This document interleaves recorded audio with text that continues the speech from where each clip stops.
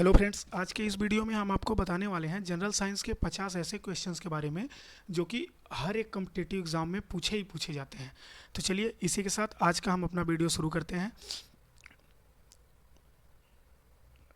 हमारा पहला क्वेश्चन है, अल्टीमीटर से क्या नापा जाता है? ऑप्शन ए विद्युत धारा की तीव्रता, ऑप्शन बी ध्वनि की तीव्रता, ऑप्शन सी विमानों की ऊंचाई, ऑप्शन डी सूर्य के किरणों की तीव्रता। तो अल्टीमीटर से हमारा विमानों की ऊंचाई नापी जाती है। तो क्वेश्चन नंबर 1 का सी ऑप्शन सही हो जाएगा। क्वेश्चन नंबर 2 है, वायु की शक्ति तथा गति को किस यंत्र से नापा जाता है? Option A ammeter, option B anemometer, option C hygrometer, option D dynamometer. तो जैसा कि आप लोगों को पता होगा कि वायु की शक्ति को एनीमोमीटर के द्वारा नापा जाता है। तो हमारा ऑप्शन बी करेक्ट आंसर है। क्वेश्चन नंबर 3, सूची 1 का सूची 2 के साथ मिलान कीजिए। सूची 1 क्या है? Anemometer, seismograph, barograph, hygrometer. सूची 2 में है भूकंप की तीव्रता की माप की जाती है, वायुमंडलीय दाब की माप की जाती है, वायु वेग, आर्द्रता। तो इसका सही ऑप्शन ये है कि एनीमोमीटर से हमारा जो है वायु के वेग की माप की जाती है। तो ए का 3 हो जाएगा। सिस्मोग्राफ से भूकंप की तीव्रता की माप की जाती है, तो बी का 1 हो जाएगा। हाइग्रोमीटर से हमारा जो है वो मापा जाता है आर्द्रता, डी का 4 हो जाएगा। और बैरोग्राफ से हमारा वायुमंडलीय दाब मापा जाता है, यानी कि सी का 2 हो जाएगा। तो ऑप्शन नंबर आपका डी सही हो जाएगा। D is the correct answer. 3, 1, 2, 4। तो क्वेश्चन नंबर 3 का आंसर नंबर डी सही हो जाएगा। अगला क्वेश्चन है, रोग प्रतिकारकों को उत्पन्न करने वाली कोशिका कौन सी होती है?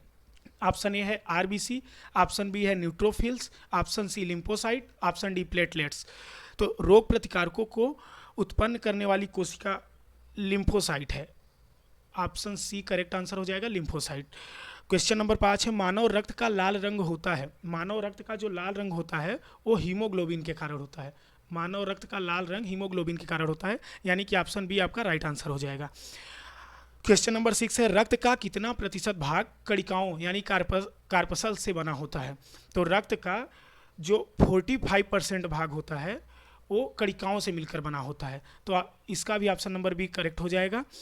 रक्त का 45% भाग जो होता है वो कणिकाओं से मिलकर बना होता है। क्वेश्चन नंबर 7 है, ब्लड ग्रुप ए बी वाले व्यक्ति में कौन कौन से एंटीजन यानी प्रतिजन पाए जाते हैं? ऑप्शन ए है ए, ऑप्शन बी है बी, ऑप्शन सी है A and B, option D है कोई नहीं। तो इसका दोनों ऑप्शन जो है सही हो जाएगा, ए एंड बी, यानी कि जो आपका सी ऑप्शन है ये करेक्ट हो जाएगा। सी ऑप्शन आपका सही हो जाएगा। ब्लड ग्रुप ए बी वाले व्यक्ति में ए और बी दोनों प्रकार के एंटीजन यानी प्रतिजन पाए जाते हैं।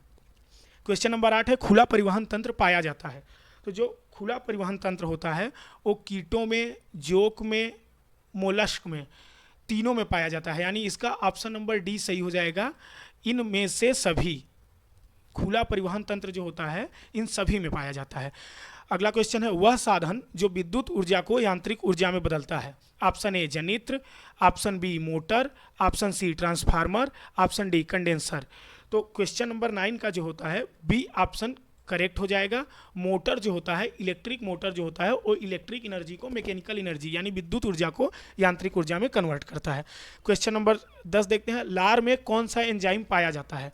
तो लार में कौन सा एंजाइम पाया जाता है? Option number A ptyalin, option number B lysozyme, option number C दोनों, ऑप्शन नंबर डी कोई नहीं। तो लार में जो होता है टाइलिन और लाइसोजाइम दोनों प्रकार के एंजाइम पाए जाते हैं, यानी इसका option number C correct answer हो जाएगा, दोनों।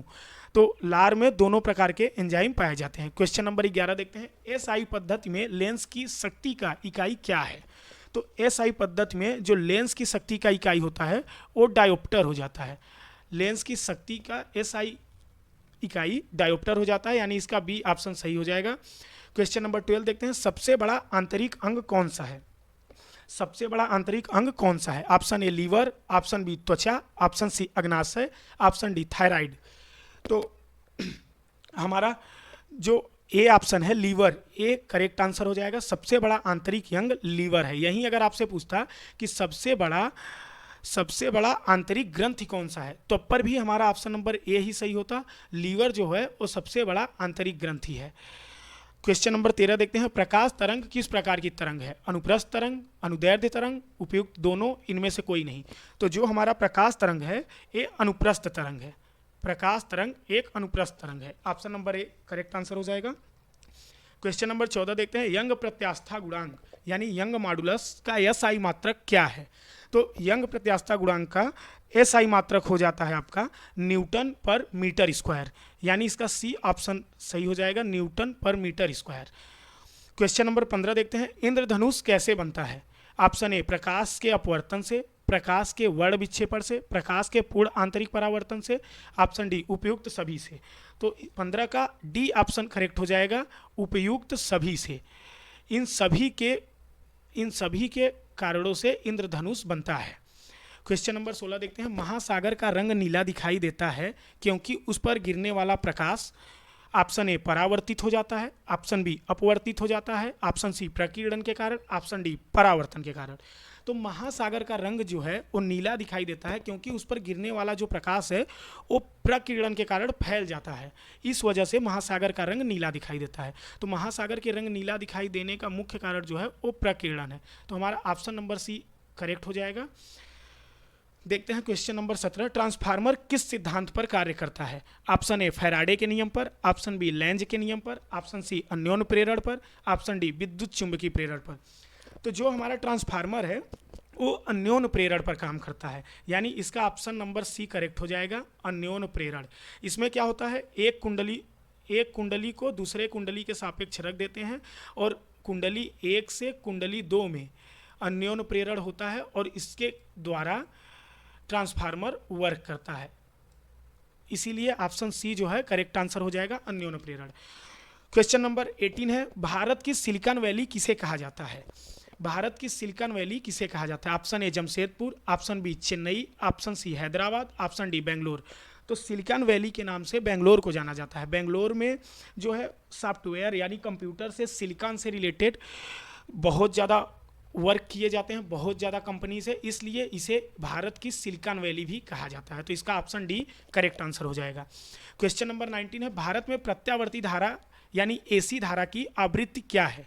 Option A 60 hertz, option B 50 hertz, option C 110 hertz, option B 220 hertz.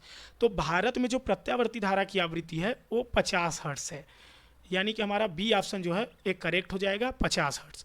यही यूएस या यूरोपियन कंट्रीज जो है हमारी, उनमें हमारी 60 हर्ट्स की जो एसी धारा है वो प्रवाहित होती है, लेकिन जो इंडिया में है वो 50 हर्ट्स है। क्वेश्चन नंबर 20 देखते हैं, ट्रांसफार्मर किस धारा की वोल्टता को बदलता है? तो ट्रांसफार्मर जो होता है हमारा वो एसी धारा की वोल्टता को बदलता है, यानी प्रत्यावर्ती धारा की वोल्टता को बदलता है। ट्रांसफार्मर हमारा डीसी धारा की वोल्टता को नहीं बदलता, तो इस वजह से हमारा ए ऑप्शन जो है वो करेक्ट हो जाएगा, ट्रांसफार्मर एसी धारा की वोल्टता को बदलता है। क्वेश्चन नंबर 21 है, प्रत्यावर्ती धारा यानी एसी को दिष्ट धारा यानी डीसी में बदलने वाला उपकरण है। एसी को डीसी में किस उपकरण के द्वारा बदला जाता है? Option A rectifier, option B cathode, option C condenser, option D inverter. तो इसका जो है ऑप्शन ए करेक्ट हो जाएगा, रेक्टिफायर। रेक्टिफायर की मदद से हम एसी धारा को डीसी धारा में कन्वर्ट करते हैं, यानी आपका 21 का ए ऑप्शन करेक्ट हो जाएगा। क्वेश्चन नंबर 22 है, समुद्र में ज्वार भाटा आने का मुख्य कारण क्या है? तो इसके ऑप्शन देख लेते हैं। ऑप्शन ए एसिलरेशन यानी त्वरण, ऑप्शन बी संवेग मोमेंटम, ऑप्शन सी बल यानी फोर्स, ऑप्शन डी गुरुत्वाकर्षण ग्रेविटेशनल। तो समुद्र में ज्वार भाटा आने का जो मुख्य कारण है वो ग्रेविटेशनल है, गुरुत्वाकर्षण है, यानी इसका डी ऑप्शन करेक्ट हो जाएगा, ग्रेविटेशनल।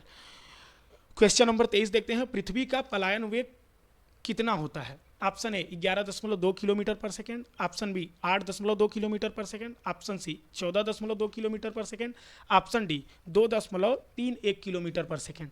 तो पलायन वेग क्या होता है? पलायन वेग वह होता है जिस स्पीड से हम किसी वस्तु को पृथ्वी पर से फेंकें और वायुमंडल को पार करके अंतरिक्ष में चला जाए और लौट कर वापस ना आए, उसे पलायन वेग कहते हैं।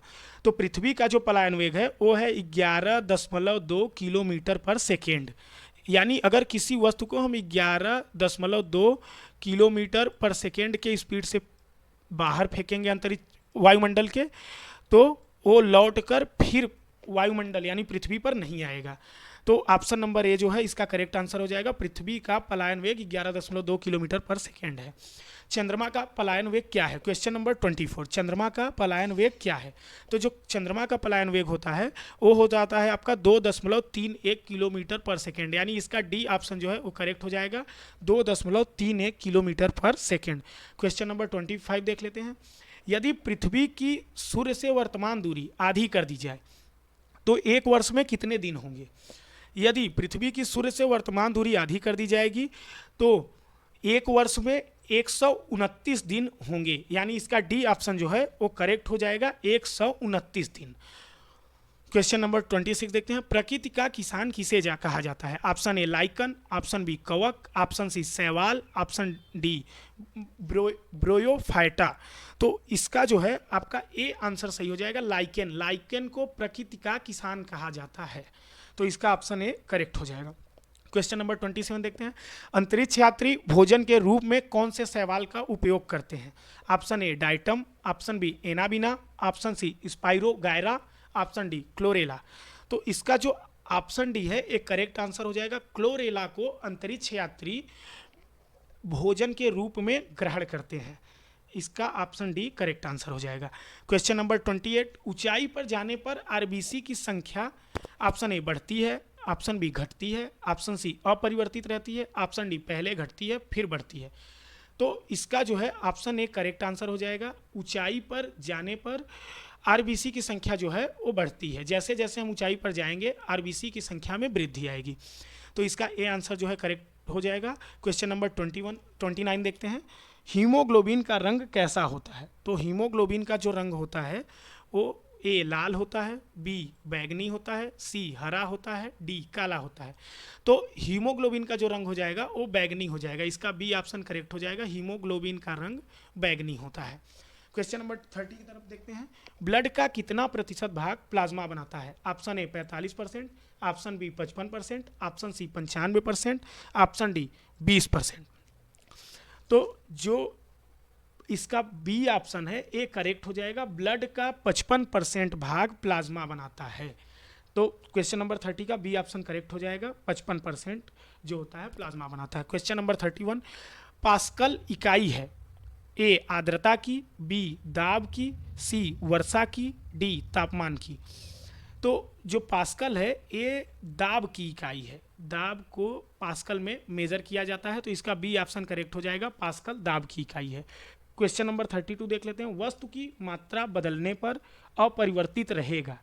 ऑप्शन ए है आयतन, ऑप्शन बी है भार, ऑप्शन डी है द्रव्यमान, ऑप्शन डी है घनत्व। तो इसका डी ऑप्शन करेक्ट हो जाएगा। अगर हम किसी वस्तु के मात्रा में परिवर्तन कर देंगे तो उसका घनत्व जो है वो अपरिवर्तित रहेगा, तो इसका डी ऑप्शन करेक्ट हो जाएगा। क्वेश्चन नंबर 33 है। 1 AMU तुल्य ऊर्जा है, तो 1 AMU जो है आपका वो 931 मेगा इलेक्ट्रॉन वोल्ट के बराबर होता है, तो इसका ऑप्शन सी करेक्ट हो जाएगा, 931 मेगा इलेक्ट्रॉन वोल्ट। तो क्वेश्चन नंबर 33 का सी ऑप्शन हो जाएगा। क्वेश्चन नंबर 34 को देखते हैं। सदिश यानी वेक्टर राशि नहीं है। ए त्वरण, बी वेग, सी संवेग, डी घनत्व। तो इसका जो डी ऑप्शन है वो करेक्ट हो जाएगा। घनत्व जो है आपका सदिश राशि नहीं है, क्योंकि इसमें डायरेक्शन नहीं होता, इस वजह से घनत्व जो है वो सदिश राशि नहीं है। क्वेश्चन नंबर 35 देखते हैं। वेग मापी यानी टैकोमीटर का प्रयोग किसके मापन के लिए किया जाता है? ऑप्शन ए गुरुत्वाकर्षण, ऑप्शन बी घूर्णन गति, ऑप्शन सी पृष्ठ तनाव, ऑप्शन डी प्रक्षेपण गति। तो इसका बी ऑप्शन जो है वो करेक्ट हो जाएगा। वेग मापी यानी टैकोमीटर का प्रयोग घूर्णन गति यानी रोटेशनल मोशन को मेजर करने के लिए किया जाता है। क्वेश्चन नंबर 36 है। मूलीय दाब किससे मापा जाता है? ए बैरोमीटर, बी एटमोमीटर, सी मैनोमीटर, डी ऑक्सेनोमीटर। तो मूलीय दाब जो होता है वो ऑक्सेनोमीटर की सहायता से मापा जाता है, यानी इसका डी ऑप्शन जो है वो करेक्ट हो जाएगा। इसका डी ऑप्शन जो है वो करेक्ट हो जाएगा, ऑक्सेनोमीटर। क्वेश्चन नंबर 37 है। ताप का एसआई मात्रक क्या है? Option A Kelvin, option B Celsius, option C centigrade, option D Fahrenheit. तो जो फ़ारेनहाइट है वो करेक्ट आंसर हो जाएगा, ऑप्शन नंबर डी जो है वो करेक्ट आंसर हो जाएगा। ताप का एसआई मात्रक फ़ारेनहाइट है। क्वेश्चन नंबर 38 है, लॉ ऑफ फ्लोटिंग सिद्धांत की खोज किसने की थी? तो लॉ ऑफ फ्लोटिंग यानी उत्प्लवन, बहने के सिद्धांत की खोज किसने की थी? Option A Newton, option B Wright brother, option C Galileo, option D Archimedes. तो जो इसका डी ऑप्शन है ये सही आंसर हो जाएगा। आर्किमिडीज ने लॉ ऑफ फ्लोटिंग यानी उत्प्लवन, बहने के सिद्धांत की खोज की थी। तो ये आपका करेक्ट आंसर हो जाएगा। उत्प्लवन की सिद्धांत की खोज आर्किमिडीज ने की थी। क्वेश्चन नंबर 39 है, दूध की शुद्धता का मापन करता है? तो दूध की शुद्धता का मापन जो है वो लैक्टोमीटर करता है। लैक्टोमीटर के द्वारा दूध की शुद्धता का मापन किया जाता है। तो क्वेश्चन नंबर 39 का डी ऑप्शन करेक्ट हो जाएगा। क्वेश्चन नंबर 40 है, तारों के मध्य के दूरी मापने के लिए किसका प्रयोग किया जाता है? यानी स्टार्स के बीच की जो डिस्टेंस है उसको मेजर करने के लिए क्या यूज किया जाता है? Option A stellar mile, option B cosmic किमी, option C galactic, option D प्रकाश वर्ष। तो इसका जो है वो option number D correct answer हो जाएगा, प्रकाश वर्ष। प्रकाश वर्ष से तारों के मध्य की दूरी मापी जाती है। क्वेश्चन नंबर 41 है, मैनोमीटर के द्वारा किसकी माप की जाती है? मैनोमीटर के द्वारा किसकी माप की जाती है? ऑप्शन ए वायु दाब, ऑप्शन बी गैसों का दाब, ऑप्शन सी द्रव्य का घनत्व, ऑप्शन डी सतह पर तेल का बहाव। तो जो इसका बी ऑप्शन है वो करेक्ट आंसर हो जाएगा। मैनोमीटर के द्वारा गैसों के दाब का मेजर किया जाता है। तो ऑप्शन बी करेक्ट हो जाएगा। क्वेश्चन नंबर 42 है, विद्युत ऊर्जा का मात्रक क्या है? Option A watt, option B kilowatt घंटा, option C ohm, option D ohm into metre. तो जो इसका आंसर है वो बी ऑप्शन करेक्ट आंसर हो जाएगा। विद्युत ऊर्जा यानी पावर, इलेक्ट्रिकल पावर का जो मेजरमेंट है वो किलोवाट घंटा में किया जाता है। तो क्वेश्चन नंबर 42 का बी ऑप्शन करेक्ट आंसर हो जाएगा। क्वेश्चन नंबर 43 है, सबसे अच्छा और सबसे घटिया सुचालक युग्म है? ऑप्शन ए चांदी एंड लोहा, ऑप्शन बी सोना एवं चांदी, ऑप्शन सी चांदी और सीसा, ऑप्शन डी तांबा और जस्ता। तो इसका जो सी ऑप्शन है वो करेक्ट आंसर हो जाएगा, चांदी और सीसा। आप सभी को पता होगा कि चांदी जो होता है वो इलेक्ट्रिसिटी का सबसे अच्छा सुचालक होता है, और जो सीसा होता है वो इलेक्ट्रिसिटी का सबसे घटिया यानी कि वो कुचालक माना जाता है। तो इसलिए क्वेश्चन नंबर 43 का सी ऑप्शन करेक्ट हो जाएगा, चांदी एंड सीसा। क्वेश्चन नंबर 44 है, वर्णांधता को किस लेंस से दूर किया जा सकता है? ऑप्शन ए अवतल लेंस, ऑप्शन बी उत्तल लेंस, ऑप्शन सी बेलनाकार दर्पण, ऑप्शन डी कोई नहीं। तो इसका जो ऑप्शन नंबर डी है एक करेक्ट आंसर हो जाएगा। वर्णांधता को किसी भी लेंस या दर्पण की सहायता से दूर नहीं किया जा सकता है। क्वेश्चन नंबर 44 का डी ऑप्शन करेक्ट आंसर हो जाएगा। क्वेश्चन नंबर 45 की तरफ देखते हैं, निम्नलिखित युग्मों में से किन भौतिक राशियों का समान विमीय सूत्र नहीं है? ऑप्शन ए है बल एवं दाब, ऑप्शन बी है कार्य एवं ऊर्जा, ऑप्शन सी है आवेग एवं संवेग, ऑप्शन डी है भार एवं बल। तो जो इसका ए ऑप्शन है वो करेक्ट आंसर हो जाएगा। बल एवं दाब का एक समान विमीय सूत्र नहीं है, यानी बल और दाब का विमीय सूत्र जो है वो अलग अलग है। या इसलिए क्वेश्चन नंबर 45 का ए ऑप्शन करेक्ट आंसर हो जाएगा। पारसेक किसकी इकाई है? ऑप्शन ए दूरी की, ऑप्शन बी सूर्य की प्रकाश की, ऑप्शन सी चमक की, ऑप्शन डी चुंबकीय बल की।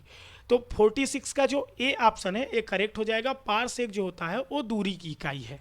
46 का ए ऑप्शन जो है वो करेक्ट आंसर हो जाएगा। क्वेश्चन नंबर 47 है, निम्नलिखित में से समय का मात्रक नहीं है?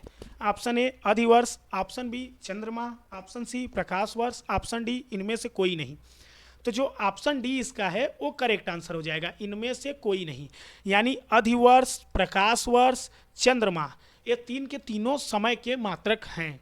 तो इसका डी ऑप्शन जो है वो करेक्ट आंसर हो जाएगा, इनमें से कोई नहीं। क्वेश्चन नंबर 48 है, एक ही पदार्थ के अणुओं के बीच कार्यकारी आकर्षण बल को क्या कहा जाता है? यानी कि एक ही सब्सटेंस के अणुओं के बीच जो अट्रैक्शन फोर्स लगता है उसे क्या कहा जाता है? ए असंजक बल, बी गुरुत्व बल, सी नाभिकीय बल, डी सहसंजक बल।